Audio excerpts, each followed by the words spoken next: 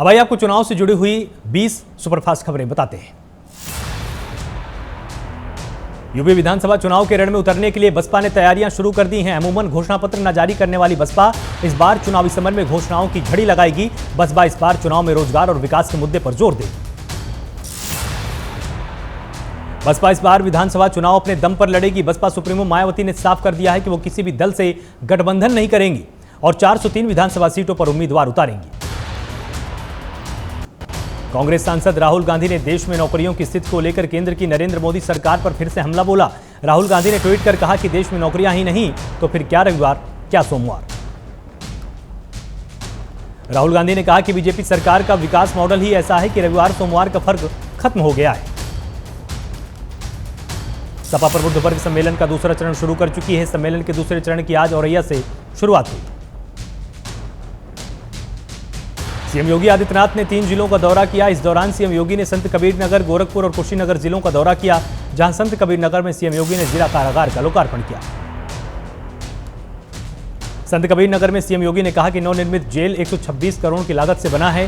CM ने कहा, पहले विकास में बाधाएं आती थी, पिछले 20 साल तक जिले पर ध्यान नहीं दिया गया, पहले बस योजनाओं की घोषणाएं होती थी। मुख्यमंत्री योगी आदित्यनाथ ने यह भी कहा कि अब हर जिले में मेडिकल कॉलेज बनाए जा रहे हैं। पहले स्वास्थ्य सुविधाएं बदहाल थीं। सीएम योगी ने अब संत कबीरनगर में नया मेडिकल कॉलेज होगा, इसकी जानकारी दी। साथ ही गोरखपुर में एम्स बनकर लगभग तैयार हो चुका है। उत्तर प्रदेश में विधानसभा चुनाव को लेकर सियासी हलचल बढ़ी हुई है। इसको लेकर पहले शिवसेना ने कहा कि पार्टी यूपी की सभी 403 सीटों पर चुनाव लड़ेगी। फिर बाद में पार्टी के प्रमुख नेता संजय राउत अपनी पार्टी के बयान से पलट गए। शिवसेना के प्रमुख नेता संजय राउत ने आज कहा कि हम उत्तर प्रदेश में 100 सीटों पर चुनाव लड़ेंगे और गोवा चुनाव में भी 20 सीटों पर चुनाव लड़ेंगे। इन चुनावों के लिए हम गठबंधन भी कर सकते हैं। उत्तराखंड में कांग्रेस को एक और झटका लगा है, जहां कांग्रेस के एक और विधायक बीजेपी में शामिल हो चुके हैं। उत्तरकाशी जिले की पुरोला सीट से कांग्रेसी विधायक राजकुमार बीजेपी का हिस्सा बन चुके हैं। इस दौरान केंद्रीय मंत्री धर्मेंद्र प्रधान, मुख्यमंत्री पुष्कर सिंह धामी, भाजपा सांसद और राष्ट्रीय प्रवक्ता अनिल बलूनी और उत्तराखंड भाजपा प्रदेश अध्यक्ष मदन कौशिक भी मौजूद रहे। कांग्रेस महासचिव प्रियंका गांधी का रायबरेली दौरा, चुरुआ हनुमान मंदिर में किए बजरंगबली के दर्शन, कार्यकर्ताओं ने किया जोरदार स्वागत। 2 दिनों में प्रियंका की अध्यक्षता में प्रदेश के 831 ब्लॉक, 2614 वार्ड और 8134 न्याय पंचायत की रिपोर्ट पर मंथन किया गया। बैठक में प्रियंका ने कहा कि आगामी चुनाव में टिकट बंटवारे में संगठन की महत्वपूर्ण भूमिका रहने वाली है।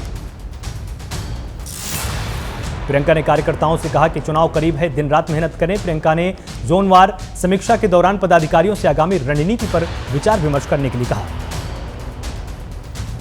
उन्होंने कहा कि संगठन का काम अब आखिरी चरण में पहुंच चुका है। साथ ही प्रियंका ने किसान आंदोलन से जुड़े तमाम मुद्दों पर पदाधिकारियों के साथ चर्चा की। यूपी चुनाव से पहले सियासी चहलकदमी के दौर में रितु सिंह ने समाजवादी पार्टी छोड़कर कांग्रेस का दामन थाम लिया। ये वही रितु सिंह है जिनकी साड़ी खींचने की तस्वीर पंचायत चुनाव में सबके सामने आई थी। Deputy CM doctor Dinesh Sharma greater Noida में शिक्षक सम्मेलन में शामिल हुए। इस दौरान राज्य मंत्री सुनील भराला मौजूद रहे। डिप्टी सीएम ने विपक्ष पर जमकर निशाना भी साधा और बीजेपी सरकार की तमाम उपलब्धियों को गिनाया है।